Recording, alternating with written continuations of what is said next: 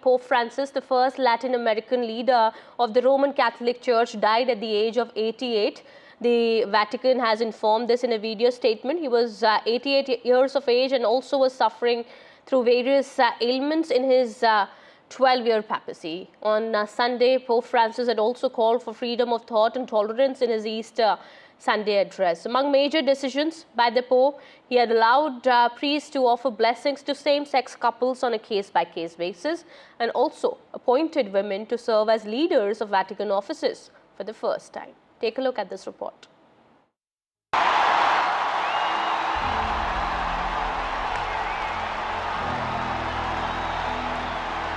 Choosing a new pope is an elaborate affair. Once the last rites of the Pope is completed, the College of Cardinals is tasked with electing the new leader. The college consists of cardinals who are bishops and archbishops. In theory, any Roman Catholic man who has been baptized can be considered for election to become Pope. The cardinals, however, prefer to select one of their own. Voting happens inside a guarded environment, and the interaction of cardinals from the outer world is restricted to remove the chances of collusion of votes. A two-thirds majority has to be achieved. Currently, there are about 140 cardinals who are eligible to vote, with each cardinal voting through a ballot paper. No one can get inside the Sistine Chapel during this selection process.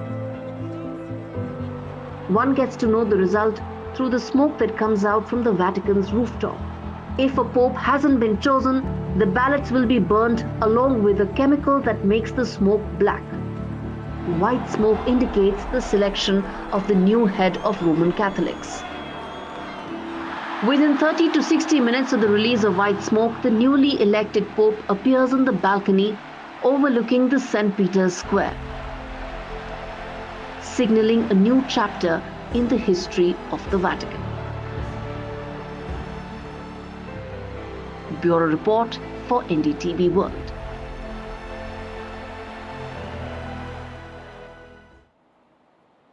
Well, very unfortunate news coming in from the Vatican, we understand, and the process of electing the new Pope would definitely take some time, and meanwhile we understand the mourning period would go on. My colleague Shreyasi also joining us on the broadcast here. Shreyasi is speaking to people around her, and also Shreyasi, we understand a big loss for the Catholic community, how people in Bengal there have reacted to Pope Francis' demise. Archdiocese of Calcutta has issued a statement, and in it reads that he was a pope who walked with the people, listening, embracing and challenging us to live out the true meaning of love and discipleship. His deep personal humility, tireless service and the radical simplicity echoed the heart of Jesus Christ and the legacy of St. Francis. So this is indeed a very solemn occasion. Of course, yesterday happened to be his final sighting there at the St. Peter's Square when he came out to address the people. He did pass on that speech to the Cardinal to read out, but his last presence there at the Vatican, of course, very significant. Here in Kolkata, of course, the churches are, yet to come out in whole prayer services in memory of the Pope, but a solemn occasion indeed, giving the message of change, leadership. Pope Francis was, of course, one such leader amongst the Catholic community who had also fought for climate change and interfaith dialogue. He visited several countries and even, signed certain memorandum with those countries, keeping, the door open for dialogue, and really changed the way the religion was being seen at that point in time. But of course, we are waiting for a statement from the Archbishop of Calcutta. At around 4 p.m. he will be issuing a statement regarding the passing away of Pope. All right, leaders of the world have condoled the death of Pope Francis. There are other reactions also coming in. Let's take a look. Francis Marpapa Katholika Sabhയ്ക്ക് നൽകിയ നേതൃത്വമുണ്ട്. ലോകത്തിന് മുഴുവനായി എല്ലാ മനുഷ്യർക്കുമായി നൽകിയ നേതൃത്വമുണ്ട്. നമ്മുടെ സമൂഹത്തിൽ സാധാരണ നിലയിൽ നാം കാണാതെ പോയ ആളുകളെ കണ്ടെത്തിയ ഒരു നേതൃത്വമുണ്ട്. Pope was ailing actually quite some time in the hospital, and he somehow, after a period of a month, he has come out of the hospital. But recently, today, as we have heard, at 7:35, as per Vatican time, he has passed away. We mourn his death. The church in Northeast India is really saddened, and the Northeast India Bishops' Council is sorry to hear this news, and we mourn. At the same time, we also invite the Catholic Church in Northeast India to offer masses for the departed soul, and tomorrow the church will remain, the institutions of the church will remain closed. We are being joined by Father Matthew Koikal, the CBCI Deputy Secretary General, with us of the Sacred Heart Church at Goldakana. Let's go straight to him. Sir, Vatican has just announced that the Holy Pope has just passed away. What are your thoughts on Pope's legacy and his impact on the Church? Holy Father Pope Francis was a great human being, I would say. He was a great man who literally fought and talked for the peace in the world. He was courageous enough to tell the world to come on the way of the peace. Only the peace can save the world. And that was his greatness. And he never made any compromise where he dealt with the issue of peace. And he told the world leaders that they should come on the way of peace rather than going on the way of war. And he very firmly stated that the world can attain peace only through dialogue and not through any type of war.